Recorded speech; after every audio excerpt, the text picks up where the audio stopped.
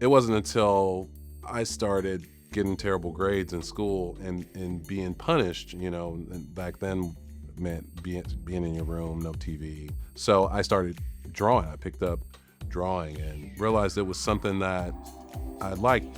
That led to choosing art as a major in high school and getting a scholarship and going on to college.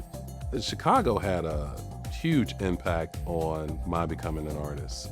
Art was the safest space to be in. When I was growing up, gang violence in Chicago was at an all-time high.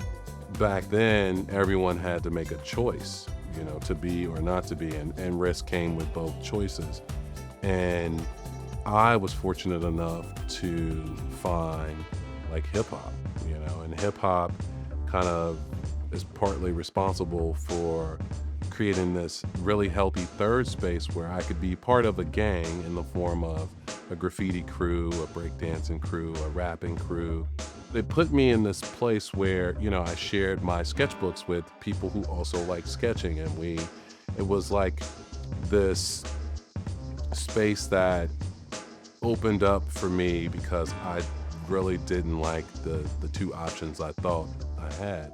All of the things that come with the culture, that I learned different methods of self-expression. And I think that many of those methods now kind of constitute my artistic practice. The transition from Chicago and doing art in high school to Memphis, where I went to undergrad, and learning more about materials and techniques, just expanded my vocabulary, my creative vocabulary. I knew how to rap, I knew how to break, I knew how to do graffiti.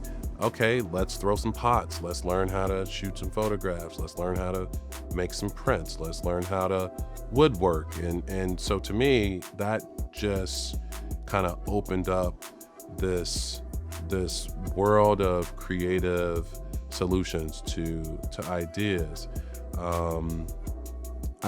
I had a terrible injury as an undergrad student where I sliced a tendon in my thumb with a woodcutting gouge. So after I declared my major as sculpture, I couldn't make quote unquote sculpture.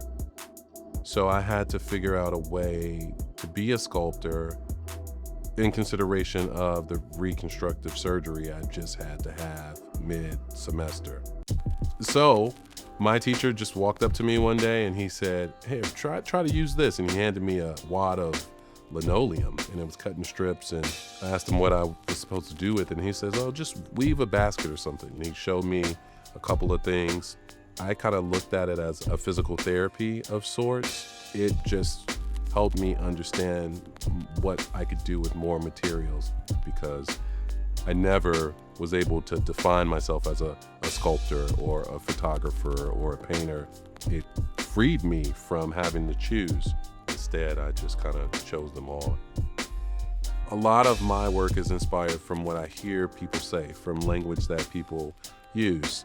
I take a little bit more time to investigate how they make me feel, what they mean to me, and how I think that contributes to maybe some of the problems that we have within society when it comes to this country's relationship to its Black citizens. I really just mine my real life experience for things that create the sort of discomfort that my work is alluding to, and I figure out a really clever, simple way to deliver that, to make it palatable for a viewer. This work that I'm making cuts through maybe some of the conceptual fluff and just gets to the heart of it, because it's really important for me, and hopefully it communicates with some experience they've also had in their life. I think a lot of folks experience conceptual work and are left with a bad taste in their mouth because sometimes it's too cerebral, it's too abstracted. How do I thread the needle of making really strong conceptual work where I can get the kind of institutional collaboration and visibility that I need to advance my career, while at the same time not leaving behind the experiences and the people who helped make a career possible to begin with. So in 2025, I was selected to be the artist in residence at the Lloyd Library and Museum, which is a botanical research and scientific library.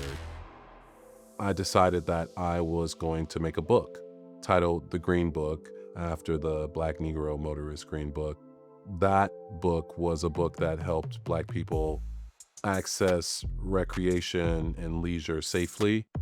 There's the external life that many people experience, but there's this internal life, this part of our experience that we don't share, that we kind of hold closer because it happens in sacred spaces. I'm visually transcribing the poetry using my family's archive and the Lloyd's archive to produce a book about this life that we experience that we don't talk about very much in the arts. Cincinnati has been a blessing in disguise.